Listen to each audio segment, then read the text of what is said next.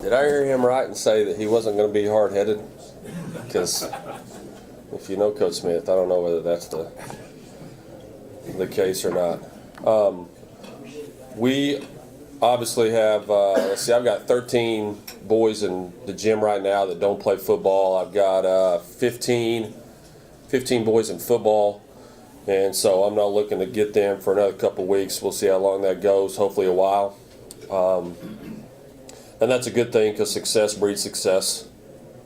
You know, those same kids that are out there on the field on this Friday night playing are going to be some of the same kids I'm going to have in the gym, and then the same kids that we're going to have at the state track meet or in the state baseball tournament. So that's a good thing. It takes a while to change gears for them. In my experience, it takes about 5 weeks to get in basketball shape from the time you come to football. So if you do that, you're looking at Christmas break being whenever they start getting in shape. So unfortunately, we have games before Christmas that we have to go play. 3 weeks from yesterday, we'll go to Woodward. If football is done, if they're not done, then we'll start moving games, which is fine. Woodward will be really, really, really good. So that's a tough opener. But we're kind of the opposite of Coach Smith. We're going to be experience-wise, senior-wise, I've got 8, 9 seniors. Probably looking at starting 4 of them, at least 3 for sure. So I have a little bit more age-wise experience, not playing-wise experience, just age-wise. Got 28 kids, like I said, so I've got probably too many kids, but we'll see how many stay along with us. All good kids, just like the girls program. So we don't want to get rid of anybody, but it'll weed itself out there. I know you're probably going to ask me about starters. I know we got Trevor Johnson will play the point. Trevor had a really good summer. He shoots the ball really well. He just likes playing. He's going to get a haircut and he'll be good to go. Which I thought about having a fundraiser like a Locks of Love kind of deal, and we could sell hair by the pound because I've got plenty of guys that are going to have to get a haircut. So, Cade Flater, another haircut person coming. Cade Flater will be our post defender and probably our most important player. Cade impacts the game and doesn't get away from the basket for probably about 4 or 6 feet and has an impact on the game. He's added a little weight. He'll lose a little weight. His sophomore year, he probably lost about 5 to 10 pounds during basketball season. Last year, he lost 15 to 20 because he worked just a little bit harder last year than he did as a sophomore. So I don't think he has as much baby fat as he used to lose, though. He's about 225, and there's not a whole lot of losing probably for him, so that's a good thing. Riley Hess, who's had some shoulder issues in football, but I think he'll be okay. And then Lane Matson, he's probably about 6'6", 6'7" now. He's in the gym right now. He's put on a little bit of weight too. And then we've got Ty Hooper, our quarterback. We've got several young kids. Jeremiah Bozeman will be a sophomore. Colby Slater, Connor Dimick, Jordan Flint's a senior. Tevin Long, Cody Jones a senior. Colin Fouts a senior. I mean, I've got lots of options. I heard a coach this summer say that your teams are usually only good as your players 6 through 10, because you know what your 1 through 5 players are capable of, and how, like Coach Smith talked about, how much those 6 through 10s are going to push your 1 through 5s in practice and so forth. And so last year we were pretty good. We were 23-4, and our 6 through 9, which was Ty Hooper and Lane Matson and my son, they were pretty quality guys coming off the bench. They could really impact games, and they came in the game. So now we're looking for this year who's going to be those guys, because Lane's going to be starting now, Ty will probably be starting, so who's going to come in and impact games there, and that's going to be the difference in how good we're going to be. We're going to work on trying to get tougher. I think our group is they're tough, but we still can get a little bit meaner. You know, if you've seen Cade play football, he's pretty mean out there, but he knocks him down and helps him up, and that's a good thing. But I like him, knock him down every now and then and leave him down.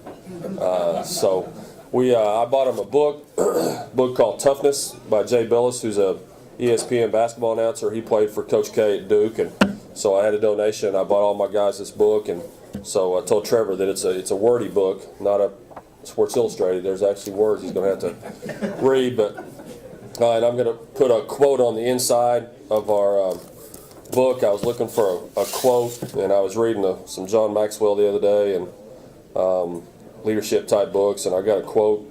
It's from a 1984 Olympic swimmer who I've never heard of, but his name was Jeffrey Gabarino. He's from the University of Florida. Anyway, his quote was, "The real contest is always between what you've done and what you're capable of doing." And I feel like last year that we were capable of going another week. I feel like we're capable of playing the state tournament. This year I feel like we're capable of playing the state tournament again. With Millwood down to 2A and Northeast staying at 2A, we might be capable of more than just playing in the state tournament. But we've, not that last year was not a great season. We were 23-4 and 22-4 the year before. But our guys got to get on the bus and go to Oklahoma City and watch the girls play 3 nights. And so I'm hoping that they saw that and went, we want some of that next year. And with the senior group that I have, I can kind of push their buttons because they don't have another chance. This will be it for them. So our goals are the same as Coach Smith's. We're both in it to win it this year. That's our goals. So hopefully we can get there. We're just going to try to be a little tougher but I like our chemistry, like our group. We got great kids. Sometimes it's hard to holler at them because they're just such good kids, because they come from great parents and great families. So I'm probably going to find a way to do that a little bit more this year, though. I was telling my assistant, Coach Martin, yesterday that we're going to have to play with a little bit more intensity, a little bit more passion, and told him that's coming from my wife. She was one saying, "Hey, they got to play a little bit more," because our seniors last year, Cody Farrell and Reagan and my son were kind of low-key guys, and we got to find a way to that worked last year, but we got to get past the big ones so we're looking at probably being a top 10 team ranked. I'm not sure, just like Coach Smith being new to 3A, the other coaches, whether they know us or not, but we had a good summer, and I think we should be. I think we're probably around number 4, 5, or 6 if we're healthy after the next couple of weeks, but we'll just have to wait and see. Yes, sir. We don't want here doesn't know the answer to all the 3A, 2A. Explain why we went or didn't go down. Okay, what happens is we take what they call the ADM, which is an average daily membership for your school, and they take a count in October, and I think that's the number that we turn in is in October. But so all the schools are listed. Like Broken Arrow has 4,000 students average daily membership, and Jinx has 2,500, and so they have a list of all 315 or however many schools there are in the state of Oklahoma, and the top 64, the top 32 are 6A, the next 32 are 5A, then it goes to 64 for 4A, 64 for 3A, and then I think it actually goes to 96 for 2A and 96 for B. So that's how they do the cutoffs. And our ADM 2 years ago was like 236, I think, and then this year I think it was 253. So we're about number 4 or 5 up the list. I mean, we added about 15 students from the year before. And so there's a lot of schools like us that are on the lines of one of the either 2A, 3A, or 3A, 4A, or whatever. And so each year they can kind of vary, because we were 3A for years, and then we've been 2A for 2 or 3 years, and now we're back to 3A. And looking at our school population, we're probably going to stay 3A.